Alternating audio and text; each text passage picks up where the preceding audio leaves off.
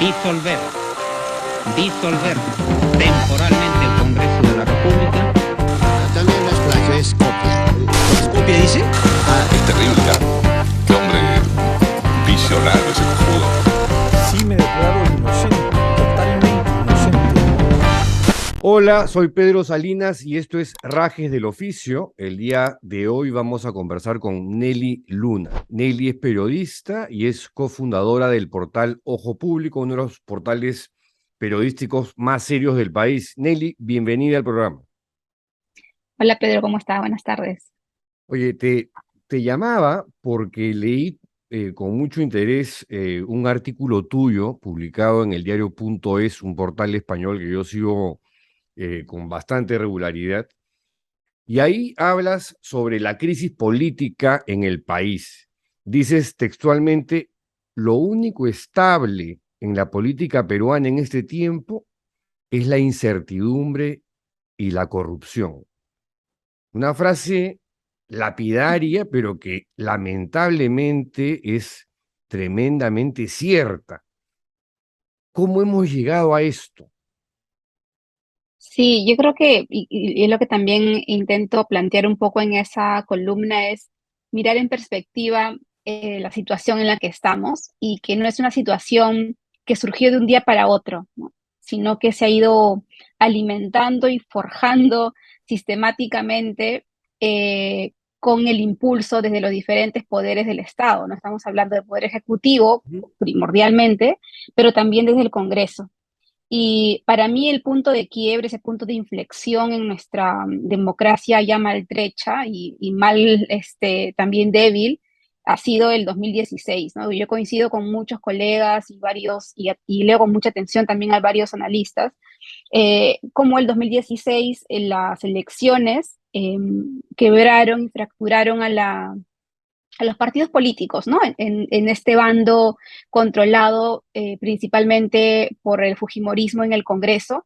Y revisando las cifras, Pedro, una de las cosas que me llamó la atención es que fue la primera vez, desde la recuperación de la democracia, que el 2016 la mesa directiva cayó directamente en manos de la oposición, ¿no? Ujú. Entonces, ya con Ollanta, en el último gobierno de Ollanta, el último año perdió la mesa directiva, pero ya cuando se dan las elecciones entre Kuczynski y la segunda vuelta con Keiko, y al quedar Keiko con mayoría en el Congreso, fue la primera vez que abiertamente teníamos un poder legislativo de oposición al gobierno. Bueno, y luego lo que viene después sí me da la impresión de que es una suma de conflictos, de intereses muy particulares, ¿no? Sí, Muy déjame, particulares. Ujú. déjame añadir algo que tú pones en tu texto, y es que tú le pones incluso fecha a este deterioro democrático, 10 de junio del 2016, que es cuando Keiko Fujimori recién reconoce el triunfo de PPK y pasa a convertirse a través del Congreso en un factor desestabilizador. Sí, sí, y pongo esa fecha porque es el día en el que ella, en esta conferencia de prensa, con todos sus congresistas detrás, en una imagen muy fuerte políticamente, dice que a pesar de los problemas que han habido en las elecciones, ella va a reconocer. O sea, ya desde entonces Mm. también ponía en tela de juicio el proceso electoral. Y lo que sí creo es que tampoco ha sido solamente culpa o única responsabilidad del fujimorismo, ¿no? Creo que ha habido una responsabilidad compartida de toda la clase política que no ha logrado en su momento entender muy bien que junto a este poder grande que tenía la oposición en manos del fujimorismo, tampoco estaban formando nuevos grupos de oposición más estables o más cercanos a la democracia decente que deseamos construir. Ningún partido político ha logrado en este tiempo concentrarla o capitalizar el hartazgo, el fastidio de los ciudadanos peruanos, y lo que hemos visto más bien es partidos desinflarse, ¿no? O sea, como el Ujú. caso del Partido Morado, que llegó con una bandera bastante, con una propuesta interesante de partido nuevo, de centro, que no llegó ni siquiera a alcanzar unos porcentajes importantes. Lo mismo con otros partidos de centro. Entonces, para mí el Fujimorismo sí, ese 10 de junio es como el inicio de un punto de inflexión, metafóricamente, para lo que viene después con la responsabilidad de los diferentes grupos políticos, a tal punto que ahora en las elecciones de Lima, de la capital del país, ninguno de esos partidos políticos otrora importantes tienen un candidato para las elecciones, ¿no? Tenemos partidos pequeños, advenedizos, gente que ha ido pasando por diferentes organizaciones políticas, pero no hay ninguno de estos grandes, y no es que sean buenos, me refiero a que no ha habido un trabajo de la clase política real para capitalizar la indignación. Y lo que sí hemos tenido es sumado pues, a este contexto que ya sabemos de la pandemia, pero también de las múltiples investigaciones por el caso Lavajato, es que la población y la ciudadanía en general asuma de que cualquiera que esté en el poder, como ha pasado ahora con el presidente Castillo, puede asociarse y repetir los mismos vicios de la corrupción. Bueno, es que de hecho, en la práctica lo replican, elección tras elección. Sí, pero hay que nuevamente, a mi temor es, y coincido mucho en esto con el análisis que Gonzalo Banda hace, de que se puede estar más hondo, siempre se puede caer más Así hondo. O es. sea, las personas como tú, como yo, la gente de mi generación, recuerda mucho los 10 años del Fujimorismo, y si es posible caer más bajo, ¿no? O sea, con una persecución permanente de la prensa, con una persecución permanente de la oposición, encarcelamiento, en fin, violaciones de derechos humanos. Y ese recuerdo todavía está muy presente. Las nuevas generaciones tal vez no lo tengan muy claro, o no lo tengan muy fuerte en el recuerdo, pero nuestra democracia sí ha estado sometida a un autoritarismo violatorio de derechos humanos hace un poco más de dos décadas. Y lo que tenemos ahora es, como ya sabemos, una incertidumbre permanente y como decíamos, la incertidumbre y la corrupción es lo único que se va repitiendo, pero a pesar de todo eso, yo creo todavía que hay algunos órganos de control que están funcionando. O sea, la fiscalía sigue procesando a Keiko Fujimori, sigue procesando al expresidente Ollanta, al expresidente Toledo, al expresidente Kuczynski. Ha abierto 6 procesos de investigación contra el presidente Castillo. Tenemos un poder judicial que también está avanzando con algunos casos. Hay elementos distorsionadores de nuestro sistema, por supuesto, como lo son los cuellos blancos, y hay que seguir investigando esa intervención de la mafia en los sistemas de justicia, pero hay que creer también en aquello que sí se está activando. ¿Cuál sería el extremo, la peor situación en la que podríamos llegar? Yo creo una situación en la que las mafias nuevamente tomen el control del Estado, como pasó en algún momento, donde tomen la policía, tomen el Ministerio de Defensa y los diferentes espacios de comunicación, como ocurrió en los 90. A mí me deja una sensación un poco, no sé cuál fue tu sensación cuando viste la última encuesta regional sobre la percepción de los presidentes, ¿no? Y sale en el último lugar el presidente de Cuba, obviamente porque es una dictadura, aparece también Maduro en Venezuela también, porque obviamente es una dictadura, pero aparece muy cerca Castillo, y quien está un poquito más lejos es Bolsonaro, cuando creo que todos los que seguimos de cerca la política brasileña, eh,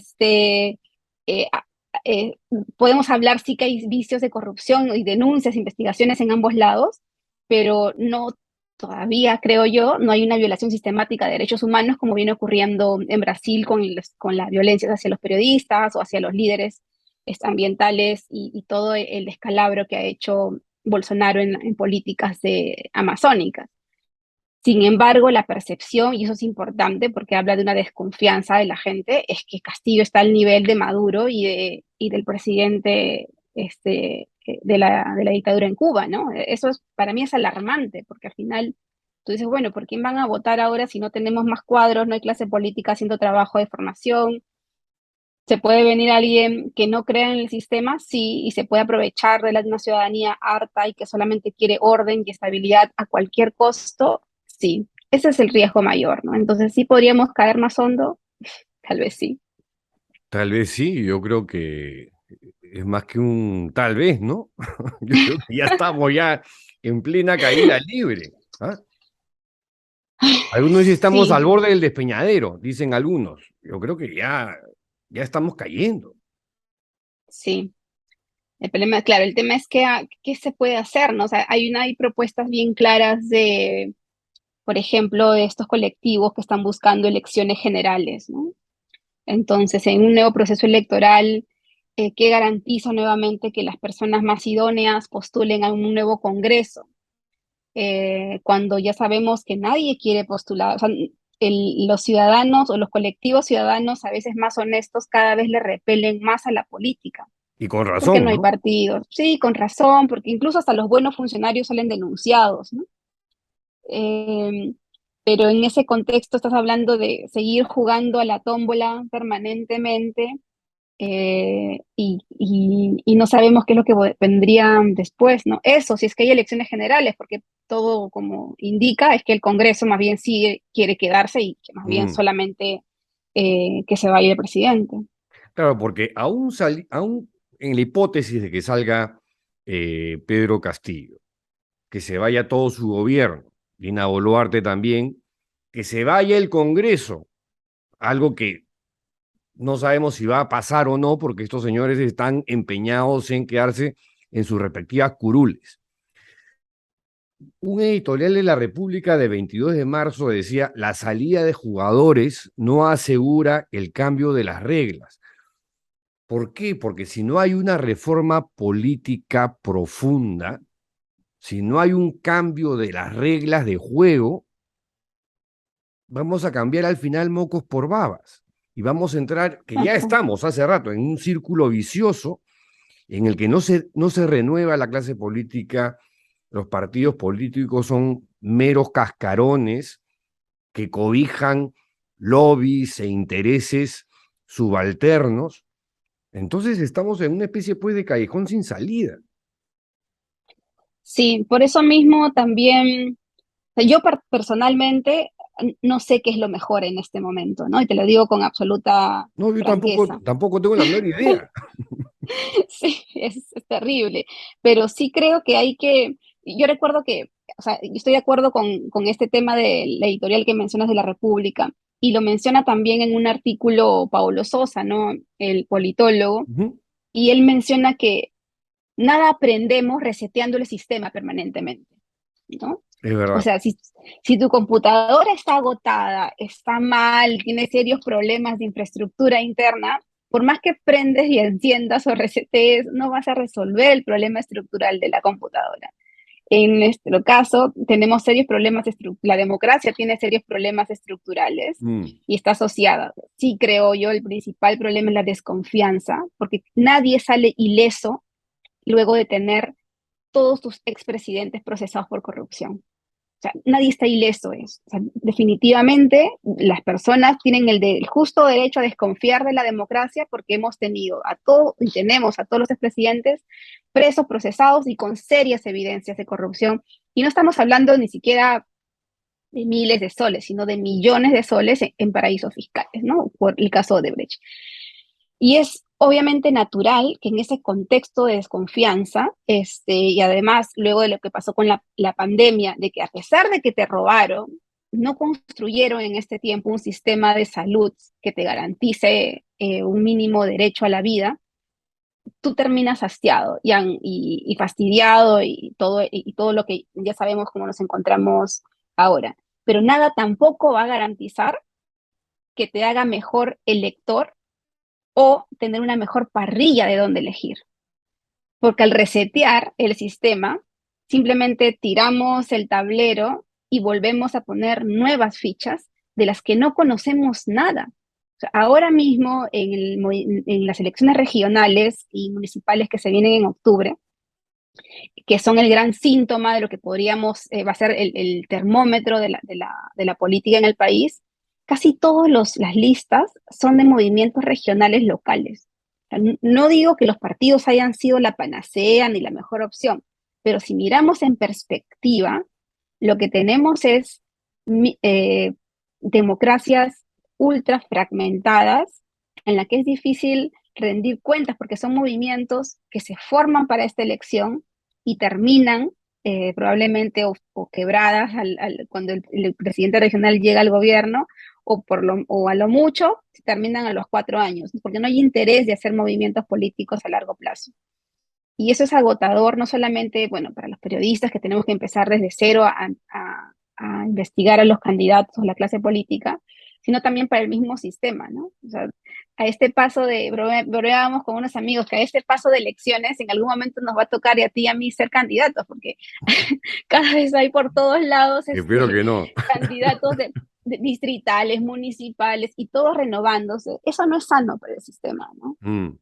Ahora, tú mencionabas el tema de los gobiernos regionales y Ojo Público es un portal que investiga muchos casos de corrupción. Y esta corrupción se ve reflejada no solamente en los grandes poderes del Estado, ejecutivo, legislativo, sino en los gobiernos regionales. Es una cosa pavorosa. Entonces, Sí, uno ya comienza a preguntarse, ¿el proceso de regionalización se hizo bien? ¿Qué está fallando ahí? sí, justo ahora creo que se cumplen 20 años, ¿no? De proceso de descentralización, o sea, de las autoridades regionales. Mi impresión es que esta descentralización fue políticamente importante, es decir, o sea, como concepto, ¿no? Ya que Sí, claro. quitarle todo el rollo centralista a Lima, pero al mismo tiempo no hubo ese acompañamiento a nivel de habilidades en el sentido de gestión de proyectos o gestión del recurso público, ¿no? Y de Se transparencia. dieron, y de transparencia. Transparencia creo que hay un poco más, porque los portales del MEF o las transferencias son públicas y podemos ir viendo el avance y la ejecución de los proyectos, pero lo que ocurrió con regiones, y ni siquiera empecemos a hablar de distritos, con lo que está pasando en Anguía, y que además es la Claro. historia que se repite en todos los distritos pequeños, es, es que al final, nuevamente, los políticos que ingresan a gobernar una región, o los alcaldes que llegan a gobernar la provincia, o los alcaldes distritales, todos llegan con un afán de robarle dinero al Estado. Por decir, no estoy diciendo que todos, sino que la gran mayoría. ¿Cuál es la evidencia Sí. de esto? La evidencia son las contrataciones públicas, ¿no? Nosotros, también es un tema que hemos seguido bastante de cerca en Ojo Público con las contrataciones, y en todas las regiones la debilidad para contratar es enorme y los riesgos son mucho mayores. ¿Por qué hablo de riesgo? Porque, por ejemplo, en los distritos que tienen un altísimo canon minero, se llegan a formar de pronto empresas locales que uno diría, bueno, qué bien que se formen empresas locales, ¿no? Ujú. Pero todas o gran parte de ellas a veces están vinculadas familiarmente, políticamente o con otro tipo de vínculos O con al poder testaferros. o con testaferros para aparentar que compiten cuando realmente no compiten, porque todos son lo mismo, ¿no? Entonces Ujú.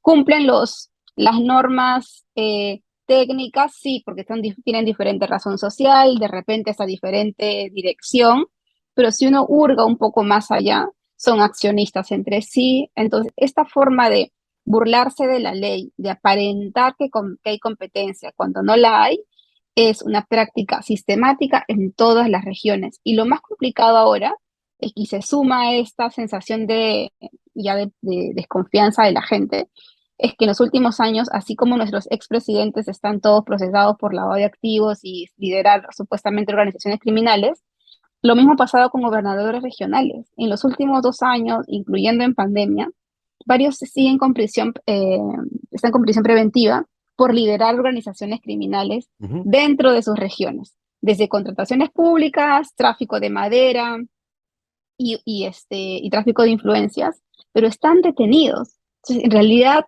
no hay un gobierno regional que uno diga, bueno, que haya tenido cierta estabilidad en los últimos años y que haya demostrado como una mejora evidente de las capacidades económicas de la región. Y lo que ha pasado y está pasando con el presidente, y eso también estoy de acuerdo con un análisis que hace Gonzalo Banda, es que sí, pues Castillo replica unos métodos de gobierno que son muy propios de gobiernos subnacionales, es decir, de las regiones o en provincia, donde todo es mucho más informal, sí, cáete por mi oficina, aquí te recibo, o sabes que no firmes el libro de visitas, ven un ratito y así nada más lo conversamos o nos tomamos un café. Ese tipo de política informal que es la responsable en muchos casos de que penetre la corrupción, es la que se está replicando actualmente, ¿no? Y que esa sí está asociada, como decías, a la poca transparencia que hay y también el silencio del presidente y el desprecio que tiene además por los medios de comunicación en general, ¿no? Ahora, volviendo un poco al punto de partida de esta conversación en la que tú fechabas el inicio del deterioro democrático el 10 de junio del 2016, ¿no? Yo ahí difiero un poco contigo porque para mí el punto de inflexión es cuando el fujimorismo, o sea, digamos, en el concepto estamos de acuerdo, Ujú. que el fujimorismo ha sido demasiado tóxico y nocivo para el país, yo creo que es una verdad del tamaño de la catedral, aunque mucha gente no lo quiera ver. Pero el punto de inflexión, me parece, se da cuando el fujimorismo decide tirarse abajo y como sea, y desestabilizar el gobierno en ese momento de Pedro Pablo Kuczynski, bajándose al ministro Jaime Saavedra. Yo creo que ahí es cuando empieza el desmadre, el desbarajuste, el ataque sistemático a las instituciones democráticas por parte del fujimorismo. ¿Qué piensa de eso? Sí, bueno, es la expresión, ¿no? De poder. Es como, o sea, lo que pasa es que yo nuevamente la fecha es más metafórica, ¿no? Es Ujú. que hay que ponerle una fecha, porque este, ahora volví a escuchar ese discurso, como te dije, para ese artículo, y sí creo que es una declaración abierta contra el sistema por parte de Keiko Fujimori, ¿no? Y no lo dice ella, sino respaldada por todo su congreso detrás. ¿Y por qué? Porque ahora me suena mucho más fuerte en las palabras en torno a sembrar la duda respecto al resultado electoral. En ese momento yo trabajaba todavía, yo ya estaba fuera del comercio, pero yo le había visto a Keiko en campañas anteriores. Incluso hay una etapa de la Keiko más demócrata, ¿no? Recordarás la de Harvard, la que dice que no va a indultar al papá. Ujú. Pero ese 2016 es una Keiko diferente. Y la de ese discurso en particular, yo sí le siento un tono mucho más autoritario, ¿no? Al decir, a pesar de que ha habido problemas en el resultado, en las elecciones por parte de las autoridades, yo voy a aceptar, ¿no? Entonces, sí me parece que es una declaración abierta contra el sistema electoral y luego a partir de ahí dice pues que va a ser una oposición responsable, bla, bla, bla. Y lo que vimos en el Congreso en los siguientes días, desde la instalación de las comisiones hasta finalmente, como tú mencionas, la salida de la censura de Saavedra, que fue una expresión de poder, ¿no? O sea, literalmente, así como quien de esos amigos en esos, que hacen, esos niños que hacen niños bullying en los colegios o en las universidades, y que dicen, te voy a golpear, pero el día que te golpean, eso fue lo que pasó con Saavedra. Y creo que ni el mismo Kuczynski tal vez se lo esperaba, pero a pesar de eso, él continuó pues en esa estrategia de aproximarse a la oposición y ya sabemos cómo terminó. Mm. Este, pero lo otro es que en ese mismo contexto, y a veces nos cuesta también, como han pasado tantas cosas, verlo más en perspectiva, es que Keiko utilizaba el Congreso para afectar o tratar de boicotear su proceso de investigación penal por el caso Odebrecht, ¿no? Los chats de los mototaxis, había un montón de Es cosas verdad. que se iban dando simultáneamente, que se iban peleando en diferentes frentes. Eran, primero, en hacer la oposición al gobierno y boicoteando a ministros como Saavedra, pero al mismo tiempo luchando para que su candidata o ex candidata no vaya presa. Ujú. Entonces es la instrumentalización de la oposición durante esos años para salvarse, ¿no? Y eso nos persigue hasta ahora, sí, porque todos quieren salvarse. Los congresistas investigados por los niños se quieren salvar y por eso negocian los votos. Los investigados por lavado de activos, empezando por el actual presidente de la Comisión de Presupuesto, también se quieren salvar, también investigados por lavado de activos. El presidente se quiere salvar, entonces también negocia los votos. todos los intereses particulares sometidos para que simplemente intenten no ir a prisión o no ser procesados, y ninguna de ellas para continuar con algunas de las mínimas reformas que se habían empezado, ¿no? Esa es la parte creo que más lamentable. ¿Esa situación va a cambiar con nuevas elecciones? No lo sabemos, ¿no? Porque al final los intereses particulares de ahora que tenemos con los informales del transporte, con los informales de mineros o los informales de la educación, podrían mañana ser los informales de la salud, los informales de otro tipo, ¿no? No, no sabemos si es que realmente las nuevas elecciones generales podrían cambiarnos por actores más decentes. Ese es el gran dilema que tenemos ahora, o por actores que sean más represivos, ¿no? Que sería mucho, mucho peor. A eso quería entrar en unos minutos, pero antes, ¿hasta cuándo calculas tú que el ciudadano peruano, los ciudadanos peruanos, vamos a ser flexibles o indolentes con esta normalización de lo que tú llamas la incertidumbre política, esta crisis política permanente y la corrupción? Uy, ¿hasta cuándo? Mira, cuando ocurrieron ¿Por qué no reaccionamos? cuando ocurrieron es que uno reacciona cuando crees que hay algo que puede salvar, ¿no? Yo recuerdo, o sea, cuando se moviliza, uno se moviliza porque crees que puedes revertir los hechos. Y la parte más triste es que yo creo que de repente la gente no quiere movilizarse porque ya perdió la fe en que se pueden revertir los hechos. Bueno, pero Eso cuando es traumático, ¿no? Castillo, en este mensaje en altas horas de la noche, dicta una suerte de estado de sitio, la gente desacató y salió a protestar, y ahí dijeron, Sí. no, pero al final no hemos firmado nada, o sea, hicieron el ridículo. Pero la gente ahí sí se manifestó.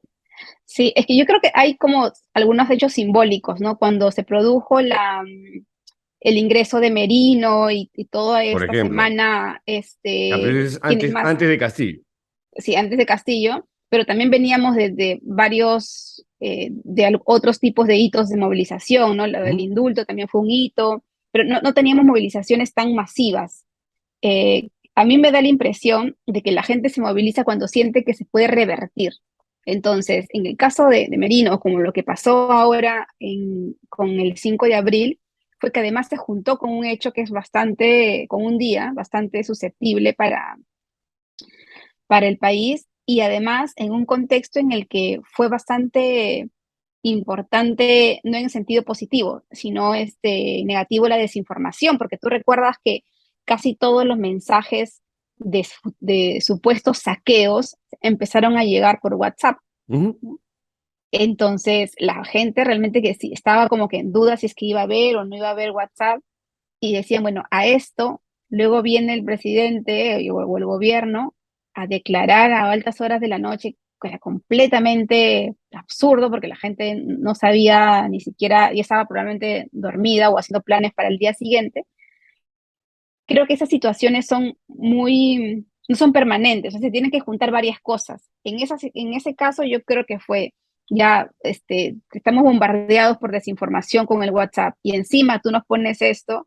Estábamos también con las cifras, recuerda, bastante altas de desempleo, por toda la crisis sanitaria. No es que ahora estemos bien, pero empezábamos a recuperarnos de a pocos. El asunto es que no sé cada cuánto tiempo vamos a poder seguir haciendo esto, ¿no?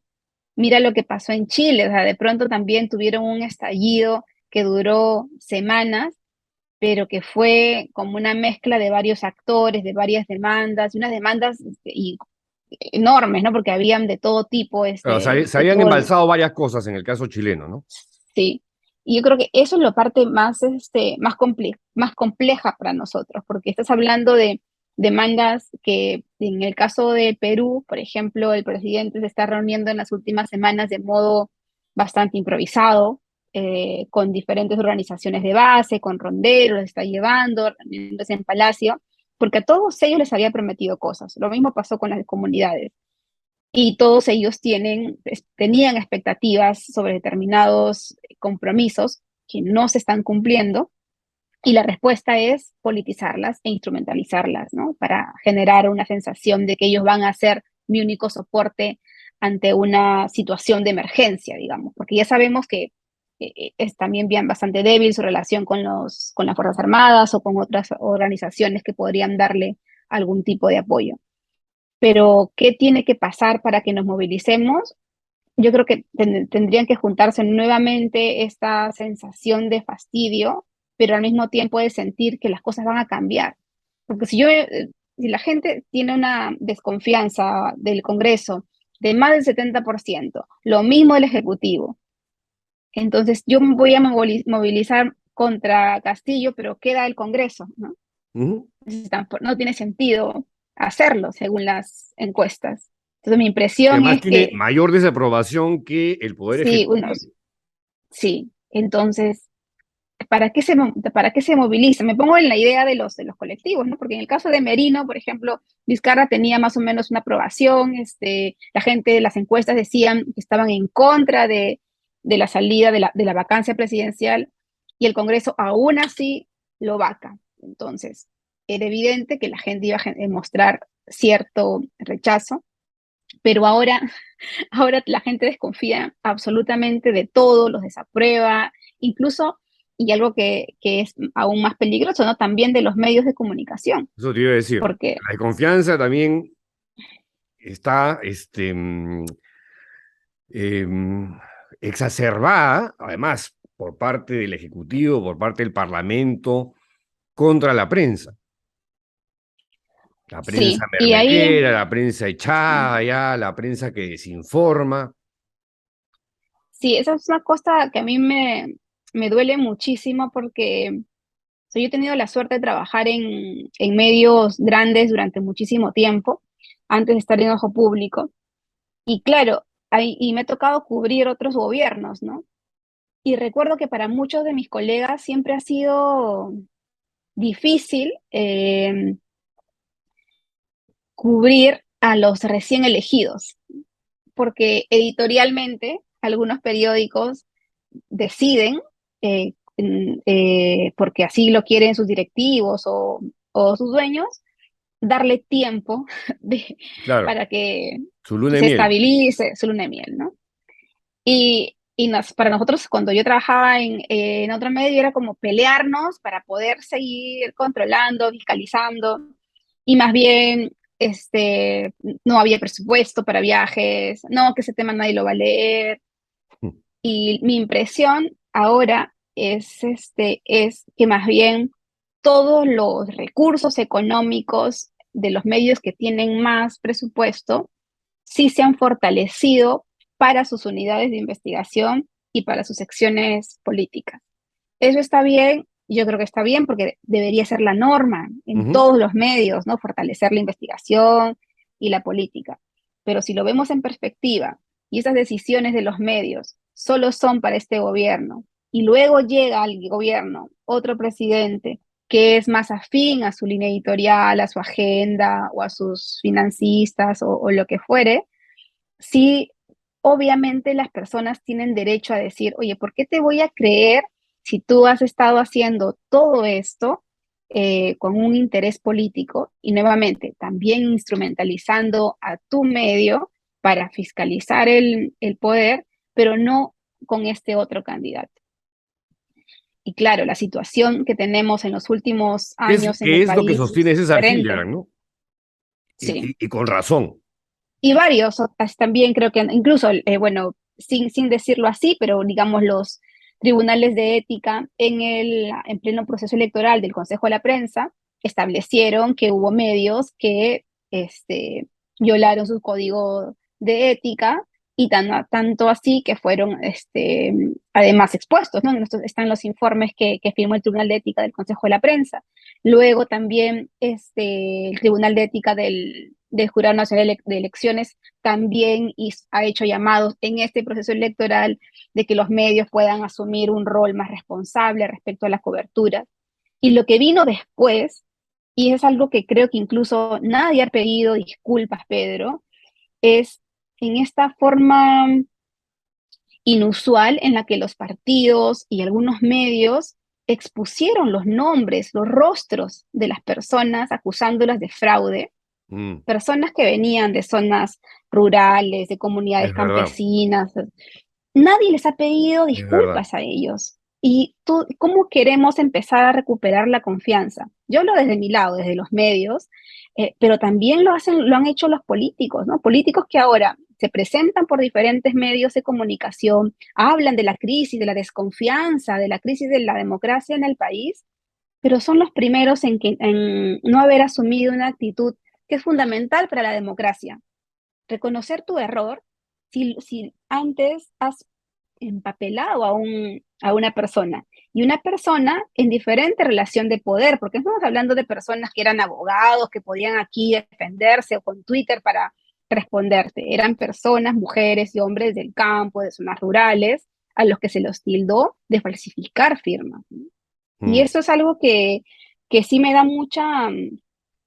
mucha pena porque yo creo que los medios necesitamos hacer un mea culpa antes de que algún político que tampoco cree en la libertad de prensa, en la libertad de información, pueda intentar capitalizar esta desconfianza que la gente tiene hacia los medios y impulsarla más bien en contra nuestra, como ya ha ocurrido en Bolivia, ha ocurrido en Ecuador, ha ocurrido bueno, en Venezuela en dictadura, pero en democracia, incluso Bolsonaro, ¿no? Que utiliza eso para que luego las personas digan, ya ven, así son todos, y cuando mandas a un equipo a una zona a cubrir, terminan siendo atacados. No se justifica la violencia, pero tampoco creo que hay que dejar de pasar por alto que hubo errores en la cobertura y que los medios que se dejaron arrastrar por esta desinformación o por esta información falsa no han hecho no han presentado las debidas disculpas con los ciudadanos que fueron mencionados y acusados. Si continuamos en esta inercia, en este círculo vicioso, em, ¿qué cosa crees tú que nos encontremos al final del túnel? Quizás la posibilidad de una opción autoritaria. Es mi mayor temor, ¿no? Y el mayor temor creo que de varios es que como estamos tan cansados de esta incertidumbre, ¿no? De estos brincos y bueno, que venga alguien y que resuelva todo y que, bueno, por lo menos nos dé calma Mano y dura. tranquilidad, mano dura. Y una cosa que también creo que no estamos haciendo la debida reflexión cuando analizamos la crisis, Pedro, es que nuestras discusiones y preocupaciones cuando uno habla del autoritarismo, hablamos de qué derechos, ¿no? Del derecho a la libertad de expresión, al derecho a la libertad de prensa, a la información, el derecho a la propiedad privada, el derecho a derechos que son de ciudades y que finalmente también los que somos privilegiados por estos derechos, derecho, no sé, pues a la educación con diversidad, es derechos de personas que podemos constituir la clase media.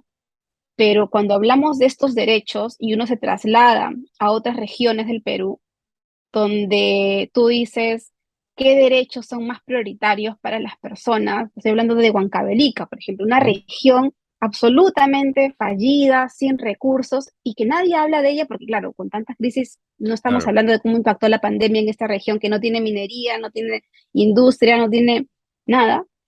Y las familias de Huancavelica probablemente digan, yo solo quiero derecho a la salud y educación, que mis hijos no mueran de hambre, tener un empleo aquí en la chacra. Todos los demás derechos para las familias más pobres son accesorios, porque finalmente no tienen el privilegio que tenemos otros de haber accedido a otros derechos, pero además tener el derecho a estar bien informados y el derecho a la expresión. Y los gobiernos autoritarios y las dictaduras precisamente se aprovechan de estos sectores para instrumentalizar la asistencia que da el Estado a través de las instituciones de salud o las de la educación para hacer creer que eso sí lo van a hacer bien y que lo demás no importa, ¿no? Pero Hay ese es una un frase asunto... dale, Nelly. No, solamente que estaba recordando una frase de Yuval Noah Harari que habla un poco de manera sarcástica cuando dice que los niños del África no tienen derechos, tienen derecho a la libertad de expresión, ¿no? Y él lo dice porque, claro, no estoy comparando las regiones peruanas con el África, sino poca posibilidad que tienen de acceder a derechos de calidad. Y es que no tienen cubiertos esos derechos de calidad, cómo van a poder aspirar a acceder a otros derechos, ¿no? Y eso es lo más lamentable, creo que no estamos reflexionando sobre lo que significó que gane Castillo en estas elecciones y lo que puede significar que este gobierno no esté cumpliendo con las expectativas que ofreció. ¿Quién va a poder capitalizar esa situación de desgano y que al mismo tiempo de expectativas crecientes que hay en regiones? Claro, pero tampoco estamos viendo el asunto de fondo, ¿no? Castillo finalmente ya es un síntoma de lo que es un candidato fallido, pero se le quiere identificar y etiquetar como, no, esa es la izquierda, ¿no? Entonces, para volver a un gobierno de derecha.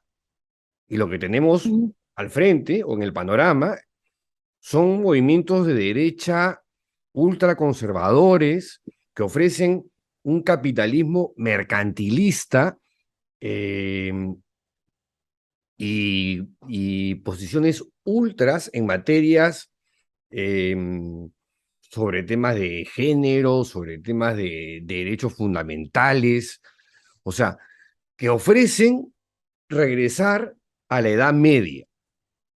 Y yo creo que no estamos muy lejos de eso, ¿ah? O que ya estamos en camino hacia eso.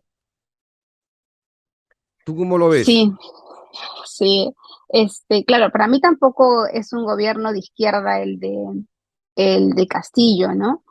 Ahora hay varias interpretaciones por ahí de sus seguidores más fieles, pero en cuanto a lo que viene haciendo en políticas públicas o en propuestas, no es un gobierno de izquierda, ¿no? Más bien tiene, como bien sabes, votos muy similares en el Congreso con la Sí, claro. ultraderecha.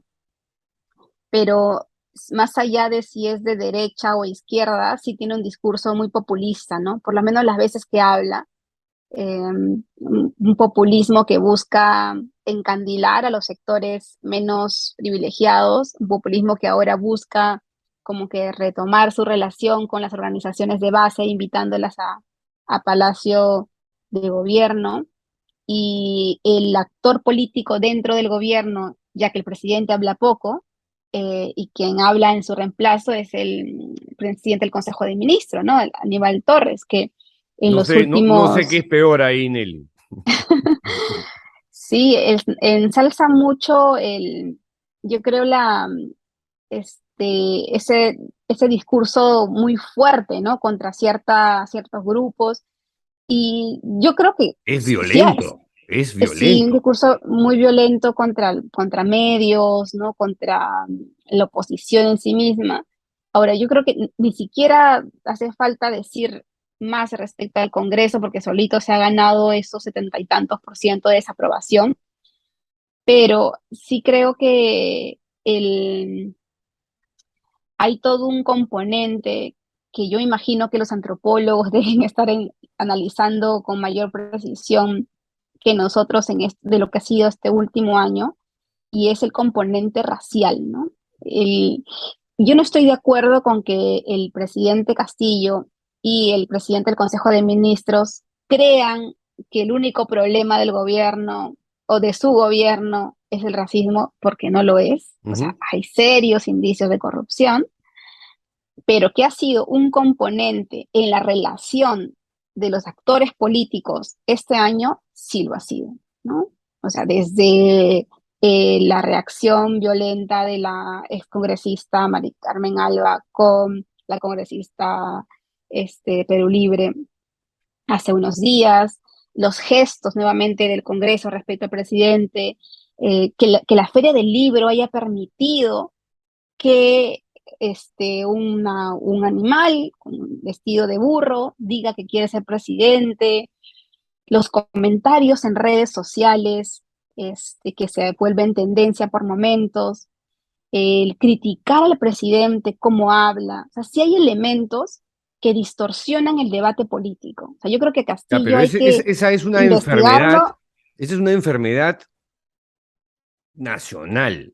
El pero ha quedado expuesta. racismo, el Claro, clasismo, es sí. una tara peruana que no ha sido extirpada hasta el día de hoy, ¿no? Pero que no habíamos tenido, yo no recordaba tanto como cuando ocurrió lo de Toledo, ¿no? En Ya, el eso caso de te iba a Toledo decir. también En la ¿te época de recuerdas el Toledo caso? hubo También, eso. Con Humala también hubo también. bastante de Ta- eso. Tal vez menos, creo, ¿ah? Porque le recordaban más su vínculo a los militares, a Humala. Porque yo recuerdo que incluso con Toledo decían, ah, ¿por qué toma whisky azul? ¿No? O sea, había esos tipos de comentarios y nuevamente lo que uno diría, mira, lo estamos hablando de Toledo hace cuántos años. Ahora Mm. tenemos un marco institucional de Estado en contra del racismo, tenemos políticas antirracistas muy severas, es un delito en el país. Y tú pedirías que si vas a tener una oposición, por más ultraconservadora que sea, por más discrepante que lo que puedas, por más discrepancia que tengas con ellos, dirías, bueno, que utilicen otros argumentos, ¿no? Pero no podemos caer en el juego nuevamente de que hacer una cuestión de Estado por cómo habla o cómo viste, etcétera, o por estos temas. Sí me parece que el gobierno quiere hacer creer en su discurso de que todo se reduce a eso, ¿no? De que la oposición no acepta, como dice el presidente del Consejo de Ministros, que hay un presidente del pueblo en el gobierno. Ese discurso ya se agotó, o sea, ya nadie cree, pero sí le hace mucho daño que teniendo como la máxima investidura a un presidente de regiones, seguir utilizando esos términos por parte de ciertos sectores políticos que además tienen mucho poder, ¿no? Me refiero pues, a las candidaturas como la del, bueno, el señor López Aliaga, que ahora está además también liderando junto a Resti las encuestas para la Municipalidad de Lima, u otros que en algún momento ya acusaron de fraude. Repetir esto, yo creo que solo hace victimizar más al gobierno y quitarnos de la discusión algo que debería sí ser el centro de atención, la corrupción y las investigaciones por corrupción que están en el entorno presidencial y la familia y todos los otros hechos más evidentes que se han ido presentando. Ahora, poniendo por delante que Lima no es el Perú, aun cuando el poder político piensa que Lima es el Perú, ¿no es cierto? Porque todas las decisiones importantes se toman en Lima. Las elecciones a la alcaldía que se vienen suelen ser sintomáticas del pulso político del país. Y tú acabas de mencionar que los dos candidatos de fuerza son Rafael López Aliaga, que encarna una ultraderecha recontra conservadora y reaccionaria y rancia, y Daniel Urresti, ¿no? Que es el que trata de proyectar la mano dura y la seguridad y pechar a la gente, zurrándose en la formalidad institucional. Eso es lo que tenemos por Ujú. delante ahora. Y mi preocupación es, si continuamos, por eso te preguntaba, si continuamos en esta inercia, en este círculo vicioso, vamos a terminar decantando, ¿no? En votaciones que se inclinen o que inclinen la balanza a favor de personajes como estos. Y eso ya no es política Sí, ficción, ¿ah? Eso puede pasar ahorita y en las siguientes elecciones generales. sí. Sí, y además que sí están vinculadas además a las elecciones generales, porque el mismo López Aliaga ha dicho que si es que él llegara a ser candidato bueno, si llega a ganar las elecciones en la provincial, él renunciaría para ir Ujú. a Así la es. presidencial, ¿no? Desmereciendo absolutamente el Estado provincial, ¿no? Pero la verdad no sé, Pedro, yo, yo soy muy pesimista respecto a algunos procesos electorales, pero me reafirmo en algo que creo que los periodistas sí hemos aprendido bien y a mí me gusta como aferrarme a eso, ¿no? Que es a la posibilidad de control ciudadano. Cuando llegaron las candidaturas de Keiko y de Pedro Castillo para la segunda vuelta, nosotros hicimos una editorial precisamente en la que tratamos de documentar los pros y los contras, ¿no? Así con tu listita, para tratar de también orientarnos nosotros, pero también a quienes nos leen. Y no nos atrevimos a decir qué opción recomendábamos, ¿no? Lo único que nos atrevimos a mencionar en este artículo editorial, que es bastante extenso, es en decir que recomendábamos que el ciudadano haga un ejercicio de reflexión que le permita identificar a quién puede controlar mejor, qué candidato tiene menos capacidad de controlar el aparato estatal en todos los sentidos, ¿no? Porque la corrupción, como las mafias, una vez que ingresan, tratan de dominarlo todo. Todo. No solamente el Poder Ejecutivo, tratan de dominar el Poder Judicial, las fiscalías, Particularmente la todos lados. justicia. Y los militares también, ¿no? Porque finalmente es quienes tienen Sí. las armas. Y desde ese punto de vista tú decías, bueno, claro, en el caso de Castillo sabíamos, creo que gran parte de la población sabía que el Congreso nunca iba a aceptar una asamblea constituyente, no en esas condiciones. Los militares tampoco tenemos una olas ni presencia militar que esté dispuesta ya a someterse como después de lo que significó el fujimorismo. Y los grupos ciudadanos, por lo menos en Lima, que bueno, tiene todavía la votación más alta, tampoco estaban de acuerdo con él.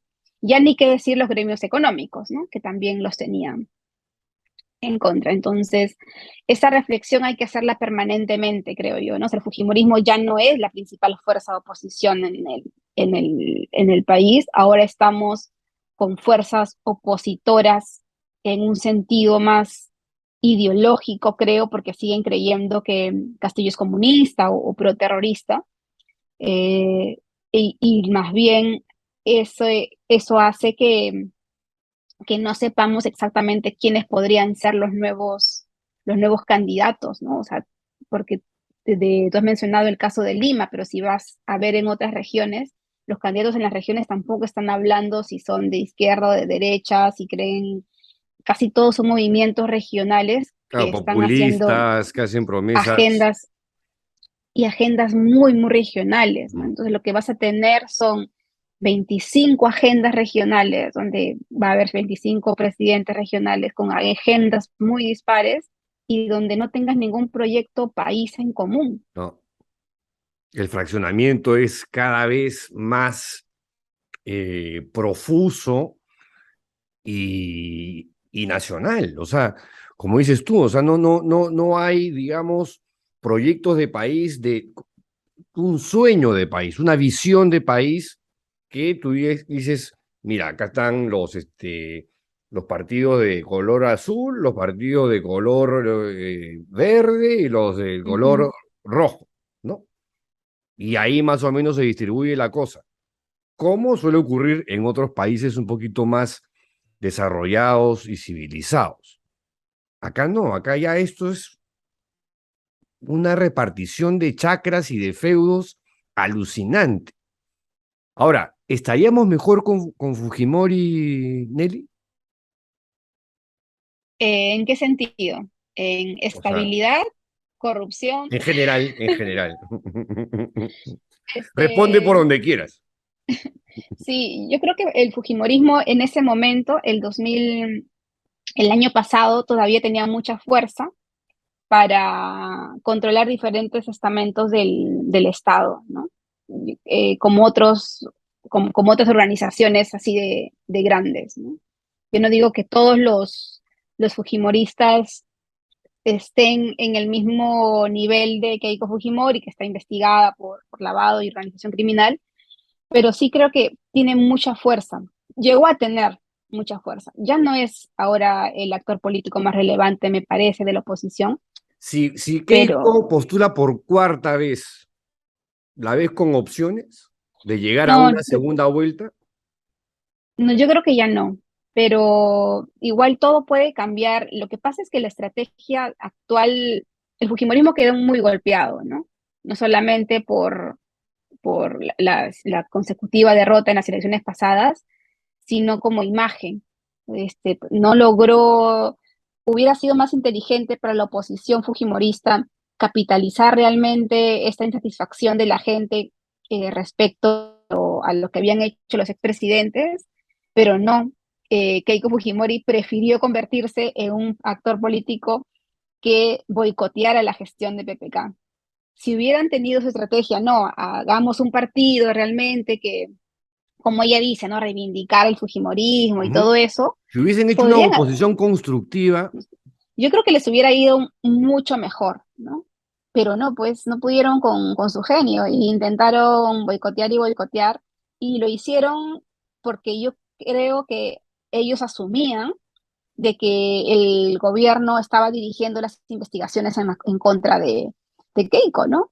Completamente cegados por eso, cuando ahora sabemos que en realidad la DIVIAC con las fiscalías y los fiscales del equipo especial Lavajato se manejan completamente independientes, ¿no? o sea, si te pregunto en qué momento se jodió el fujimorismo, sería durante el gobierno de PPK. Sí, porque ahora no tienen ni candidato para las elecciones de Lima, ¿no?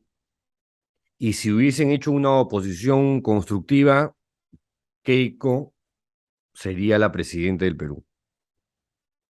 Yo O creo habría que sido. Yo creo que tenía muchas opciones, porque recuerdo que llegaron tenían este voto durísimo, ¿no? Del 30% en el país. Mm, Aún ahora hay mucha gente que, que cree en lo que hizo Fujimori, en las obras que hizo, en el terrorismo. O sea, sí, así es. han interiorizado mucho eso, Eso ¿no? yo no lo puedo entender ni concebir. O sea, la amnesia del peruano de olvidar o tergiversar las cosas, ¿no? Provoca repartir los libros de José Alejandro Godoy, tanto el último dictador como los herederos de Fujimori, a los colegios, universidades, repartirlos gratis, que los tiren por avión por todo el Sí, país, que sea lectura o, obligatoria.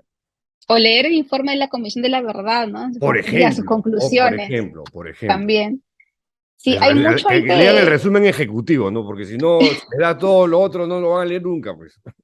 eso, por ejemplo, que mencionas sobre la reescritura de la historia, Sí. que es algo que también los medios, o para no hablar de los medios en general, sino varios medios están tratando de hacer. Hay un intento desde ciertos sectores de la clase política, pero también con el apoyo de varios medios, de reescribir la historia.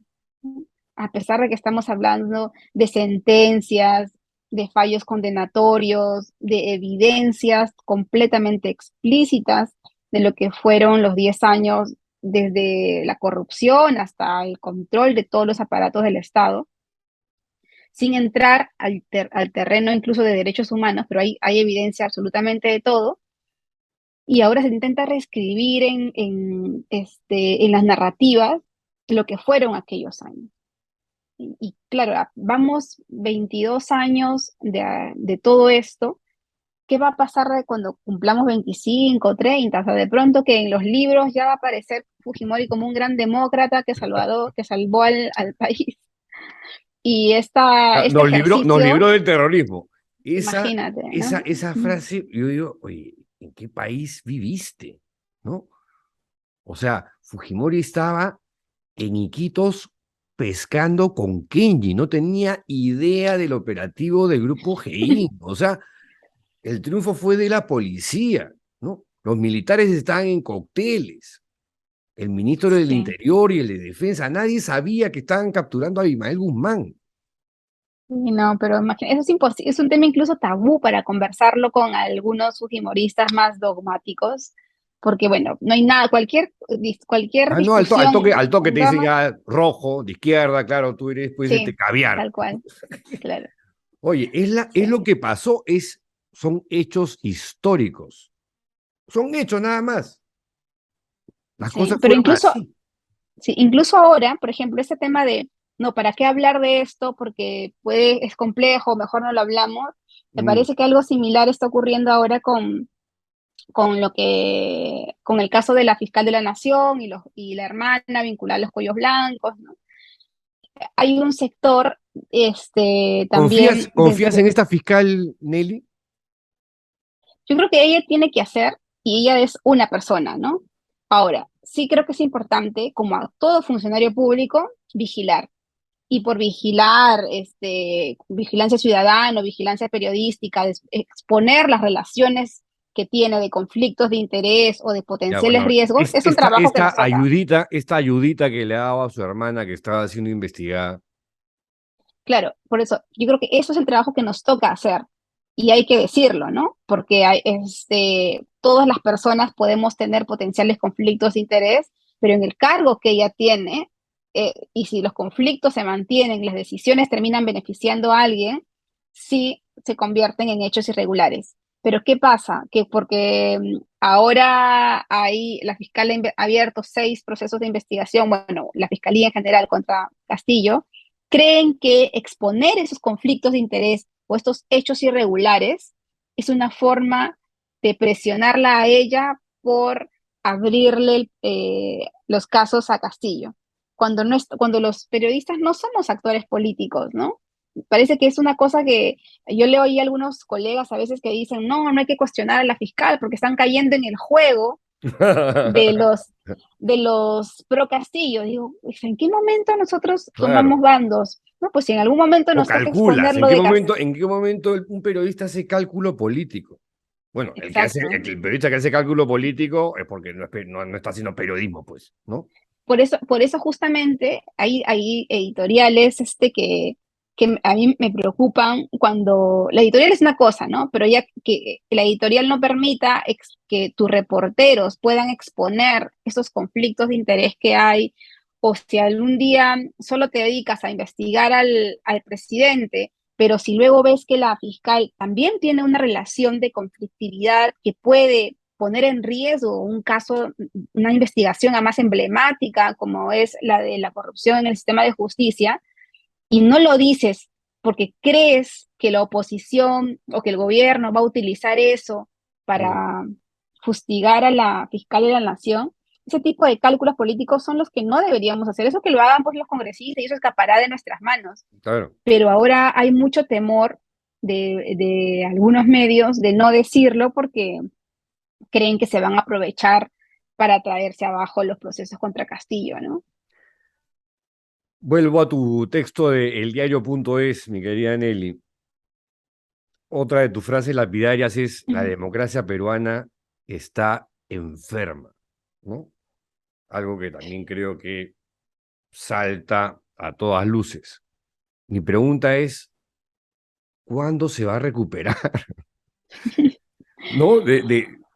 Además, no sabemos muy bien qué enfermedad padece porque son demasiados males, son demasiadas cosas, demasiados síntomas y honestamente no parece que se fuera a recuperar dentro de poco tiempo, Nelia.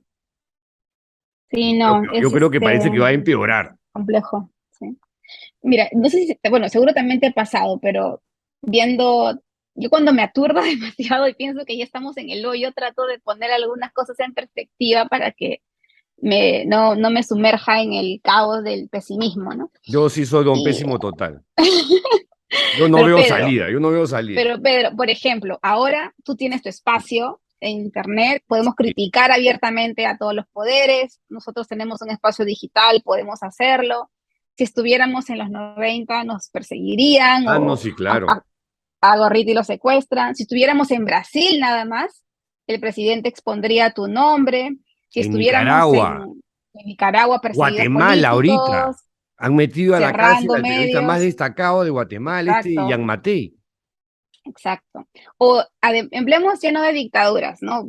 Hablemos de democracias como la mexicana, el presidente mexicano todas las Sí. mañanas hablando y Su fustigando mañanero. contra el país donde más periodistas asesinan, Sí. o incluso exponiendo, imagínate cómo hizo el gobierno de México la declaración de renta anual de un presidente, de un periodista, ¿no? O sea, utilizando el servicio tributario para exponer todo eso. o incluso países donde se denuncian las evidencias de corrupción de los presidentes con el caso Odebrecht, pero que nadie abre procesos, ¿no? Porque es el presidente y hay mucho miedo, tiene mucho poder. Entonces, cuando a mí los colegas periodistas de otros países me dicen, pucha, qué bueno Perú, ¿no? Ha investigado a todos sus presidentes, están presos. Ya, y bueno, ¿qué esperan? O sea, que para ustedes no es un problema, pues, porque pueden simplemente sacar al presidente y poner otro, ¿no? O sea, lo ven como, y eso es súper interesante, creen que por lo menos aquí las denuncias contra la corrupción funcionan dentro de los aparatos de justicia o desde el periodismo, porque en estos otros países que son democracias también frágiles como la nuestra, el nivel de impunidad es muchísimo mayor, Mm. ¿no? Lo que está haciendo AMLO, por ejemplo, al facilitar la creación de empresas que dependan de las Fuerzas Armadas, es una invitación a la corrupción, ¿no?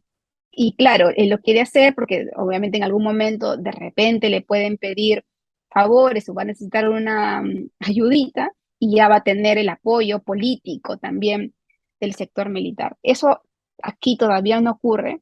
Y a veces cuando me pongo optimista, que son pocas veces, digo, de repente Estoy la democracia contagiándote. más, de repente la democracia más hiperrealista es esta, pues, ¿no? Donde cada quien hace lo que quiere. De repente así era y la acabamos de descubrir nosotros. Pero lo que no está bien, creo, es necesitamos un liderazgo, ¿no? Democrático, no autoritario.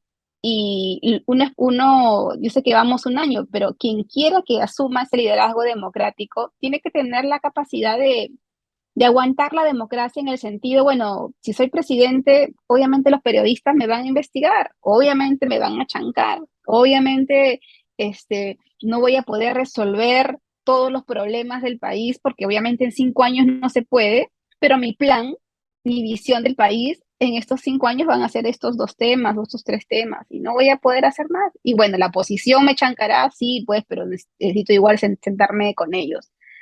Va a ¿Sabes ser cuál es mi temor, complicado, pero Nelly? ¿Sabes cuál es mi temor? Que estemos caminando hacia una suerte de neofascismo. esa es la situación que a mí también más me aterra, ¿no? La intolerancia con la que se están, o sea, cómo se están empoderando los grupos más No ultraconservadores. solo en el Perú, ¿ah? No, no, claro, Es por lo que uno puede ver, digamos, a nivel global. Tú ves países, digamos, que tenían altos estándares democráticos, instituciones muy fuertes, ujú. ahora grupos neofascistas que van avanzando y apareciendo con cada vez más fuerza y más presencia y más empoderados. Eso Sí, me bueno, mira parece, Francia, ¿no? Claro, Francia, cuna de la Revolución Francesa antimonárquica y tiene a Le Pen con ese altísimo porcentaje así es, ahora. así Hay es. una situación, por eso creo que nos ayuda mucho, Pedro, y algo que yo también a veces extraño de los medios peruanos en general, es que nos cuesta mucho poner en perspectiva más global o incluso latinoamericana algunos temas. Yo creo que estamos mal, creo que hay mucha incertidumbre, hay un caos, hay un nivel de improvisación del gobierno, o sea, creo que en eso muchos coincidimos, pero también creo que no estamos como en una situación todavía de invivible, ¿no? En el sentido, o sea, de estar en ese porcentaje como que te decía que me llamó la atención, que estemos casi como Cuba y Venezuela, no merecemos estar ahí, ¿no? Eh, ¿Y cómo hemos llegado ahí? Porque esta medición de percepción es precisamente porque estamos atorados de cosas, de hechos de corrupción que son tan evidentes. O sea, esto también lo hemos conversado con varios colegas. Ahora es donde tú escarbas un poquito, encuentras una irregularidad, En porque todas han, partes. han nombrado a un funcionario que no cumple con el perfil. O sea, ¿cómo no tienes asesores legales que te digan que no No cumple les con el importa, perfil? es que ya Sí, no les importa. exacto. Eso ya sabes que es el colmo de la desfachatez. Oye, acabo de pensar en Cristina Kirchner. Me imagino que Mm. has chequeado o aguaitado el caso. ¿Qué te parece? Se han demorado un Sí. poquito, ¿no? Sí, pero mira el nivel de popularidad que tiene el kirchnerismo en Argentina, ¿no? Eso también es una cosa que, o sea, No, Argentina para mí es no como, entiendo, no entiendo eso, no entiendo. ¿Será porque no soy sí, argentino? No sé. sí. Hay una cosa que creo que los argentinos que están a favor del kirchnerismo valoran mucho, y es algo que yo, por ejemplo, como periodista me cuesta aceptar porque ella es muy crítica de los medios y tampoco le gustaba mucho la libertad de prensa, pero es la inversión que se ha hecho en algunos sectores, ¿no? Como salud y educación.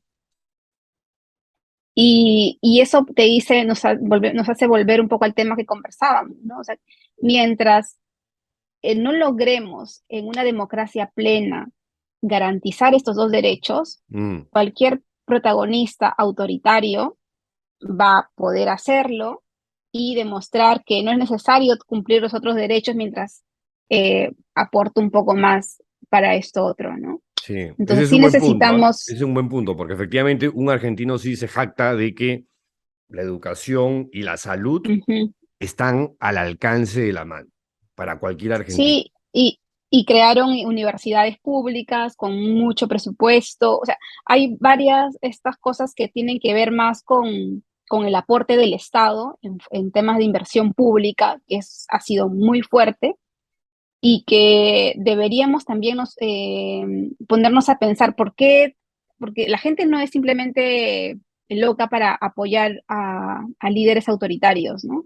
Hay algo que está detrás y esa ceguera es la que no solamente la clase política, sino también los periodistas deberíamos intentar como quitárnosla, ¿no? O como Gonzalo Banda dice, ¿no? Hay que pincharle la burbuja a las élites peruanas y también los Uy, mismos eso va a estar periodistas, bien ¿no? difícil, eso va a estar bien difícil, porque esas burbujas son blindadas, ¿ah?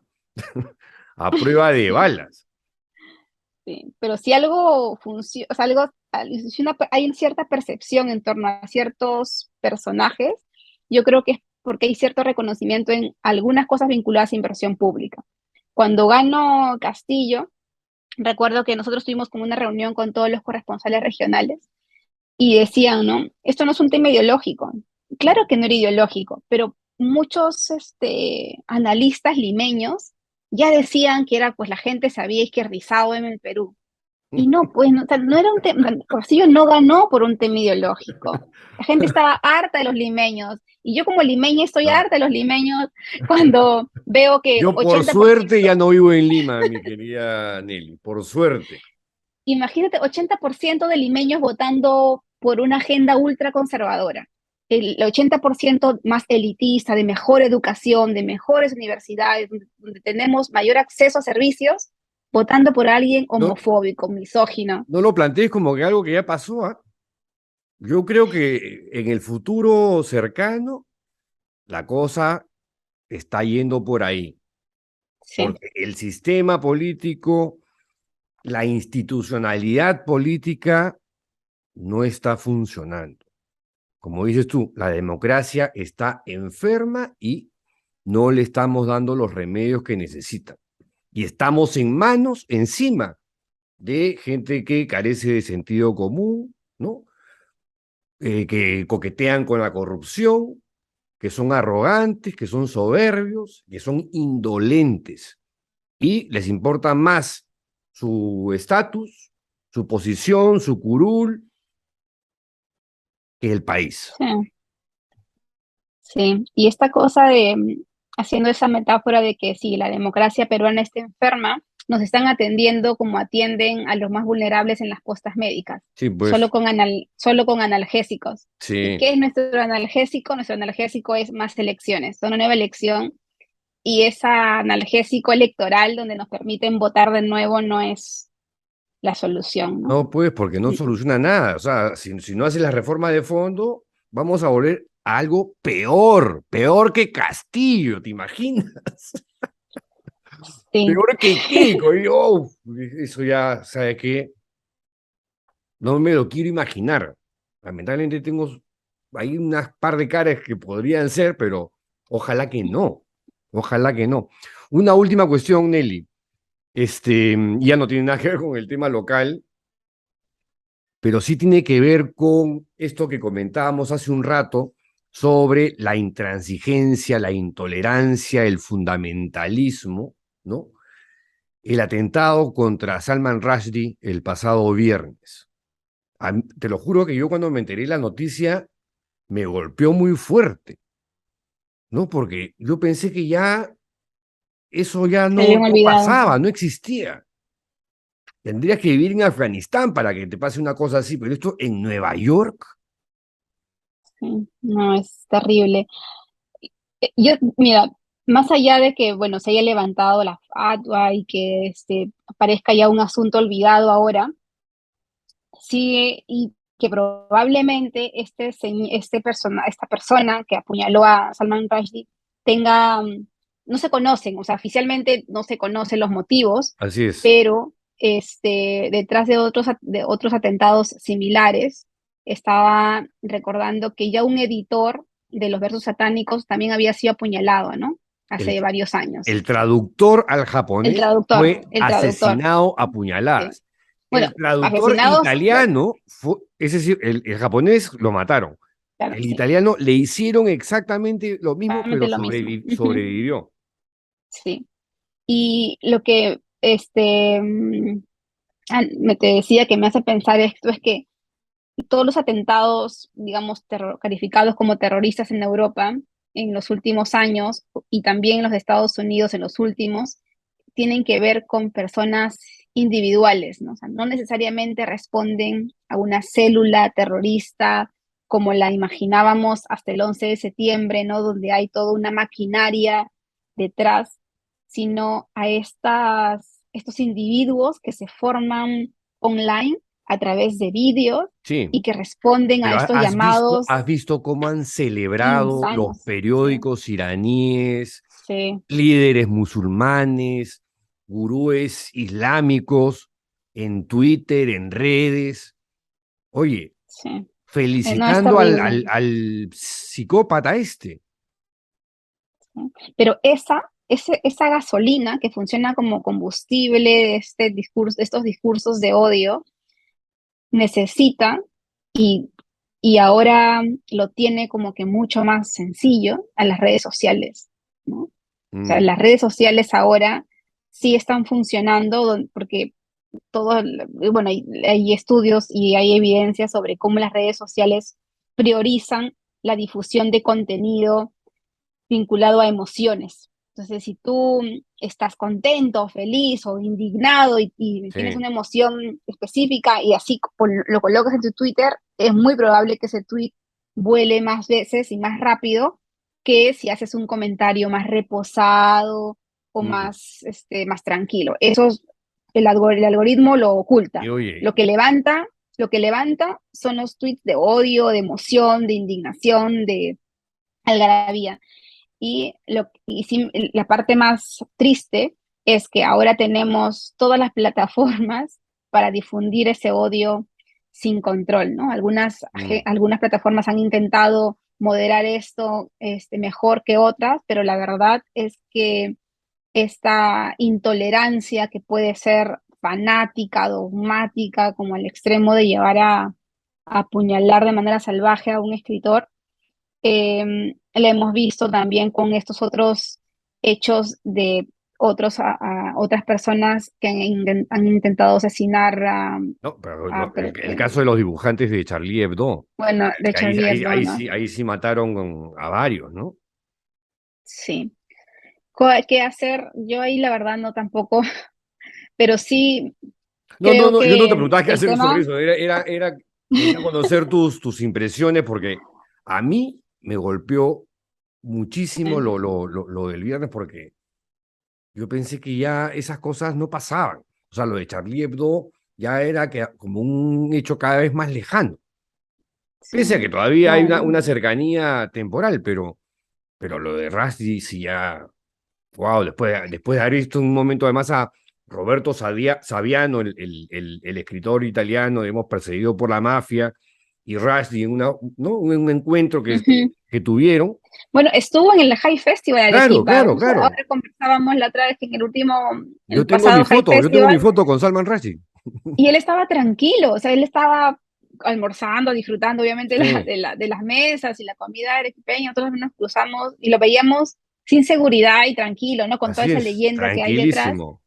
Y a mí sí me sorprendió mucho aquella vez, era la primera vez que yo lo veía en persona, verlo sin seguridad, ¿no? En Arequipa. Pero, y claro, como tú dices, muchos ya no sabíamos, claro, o sea, sabíamos toda la leyenda que había detrás, la cantidad de más de un año estuvo viviendo completamente aislado de su familia, cambiando de casa simultáneamente, pero esto funciona, o sea, el odio, los discursos de odio no tienen tiempos, pues, No ¿no? tienen Y tiempo, son atemporales. El sí, odio es atemporal.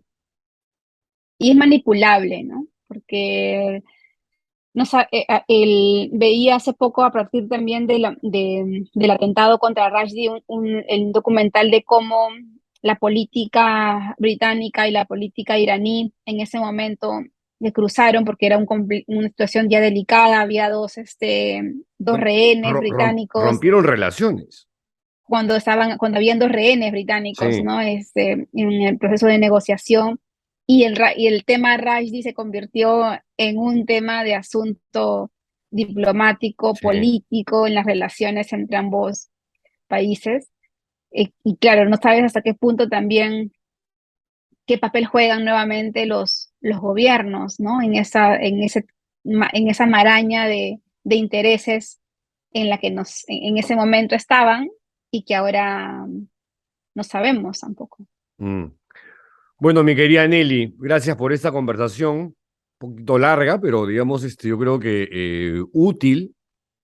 No hemos llegado a ninguna conclusión. Esa es una de las cosas que tiene este país, ¿ah?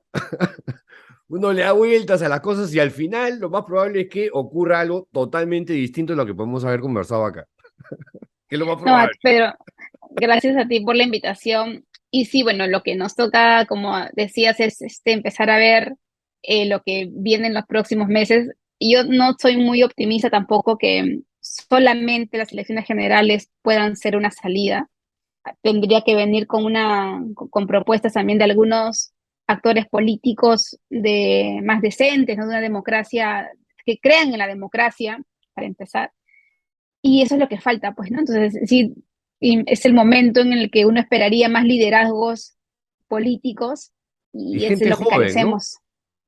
Y gente joven, ya es hora pues de recambios generacionales, de que haya jóvenes que se Bueno, entusiasmen, pero lamentablemente esta hay gente política joven, repele. hay gente joven en el Congreso que es más conservadora que mis abuelos, ¿ah? Entonces, no siempre la juventud es sinónimo Eso es verdad, de eso es buscar verdad. derechos, ¿no?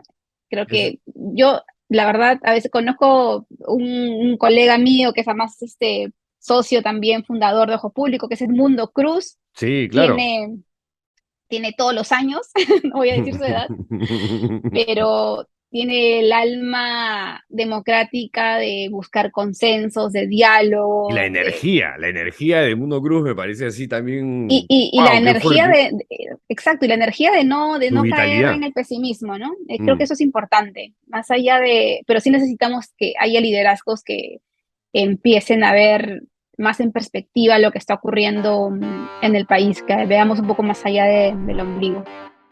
Gracias nuevamente, Nelly. Hasta una próxima oportunidad. Gracias a ti, Pedro, nos vemos. Nos vemos Chao. con ustedes hasta la siguiente entrevista. Chao.